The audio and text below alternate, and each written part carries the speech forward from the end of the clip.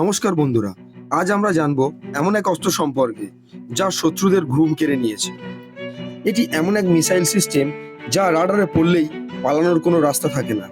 হ্যাঁ, আমি বলছি রাশিয়ার তৈরি S-400 মিসাইল সিস্টেমের কথা। কেন এটিকে বলা হয় পৃথিবীর সেরা এয়ার ডিফেন্স সিস্টেম? ভারত কেন এত টাকা খরচ করে এটি কিনেছে, আর এর শক্তি ঠিক কতটা? চলুন শুরু করা যাক।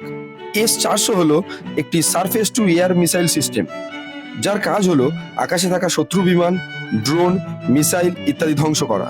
এই সিস্টেমটি তৈরি করেছে রাশিয়ার একটি কোম্পানি, আর এটি 2007 সালে রাশিয়ান সেনাবাহিনীতে অন্তর্ভুক্ত হয়েছিল।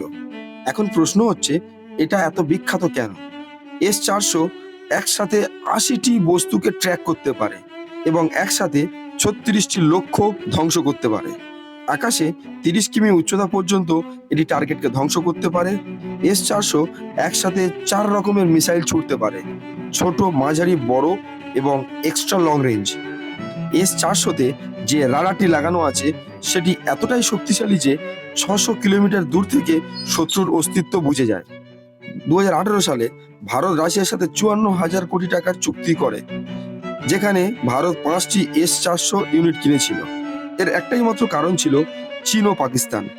দুই দিক থেকে হুমকি। চীনের কাছে আগে থেকেই S-400 ছিল।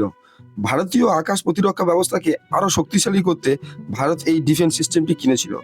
প্রথমে S-400 ইউনিট 2021 সালে ভারতে আসে এবং এটি পাঞ্জাব ও লাদাখ সীমান্তে এটিকে মোতায়েন করা হয়।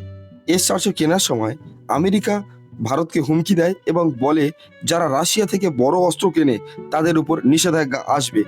ভারত তার দক্ষতার মাধ্যমে সেই চাপকে সামাল দিয়েছে, কারণ ভারতের ভূ রাজনৈতিক অবস্থান খুবই গুরুত্বপূর্ণ, বিশেষ করে চীনকে ব্যালেন্স করতে। S-400 ডিফেন্স সিস্টেমটি অপারেশন সিন্দুরে কতটা গুরুত্বপূর্ণ ভূমিকা গ্রহণ করেছে আমরা সবাই জানি। এই মিসাইল দুটি JF-17 এবং একটি JF-16কে ধ্বংস করেছে এবং বহু জঙ্গি ঘাঁটি উড়িয়ে দিয়েছে এবং 90 জনেরও বেশি জঙ্গিকে মেরে ফেলেছে। এছাড়াও পাকিস্তানের অত্যাধুনিক গ্রহণ মিসাইল হামলা থেকে ভারতকে রক্ষা করেছে। ভারতের তরফ থেকে এই ডিফেন্স সিস্টেমের নাম সুদর্শন চক্র রাখা হয়েছে। এই এয়ার ডিফেন্স সিস্টেমের স্বাদ পাকিস্তান অলরেডি পেয়ে গেছে। S-400 ডিফেন্স সিস্টেমটি টোটাল 4টি দেশের কাছে আছে, যাদের মধ্যে ভারতের নামও দেখা যায়। তো বন্ধুরা, S-400 শুধু একটি অস্ত্র নয়, এটি একটি গেম চেঞ্জার। যেখানে প্রতিপক্ষ জানে আকাশে ঢুকলেই ধ্বংস, সেখানে যুদ্ধ শুরু হওয়ার আগেই শেষ হয়ে যায়।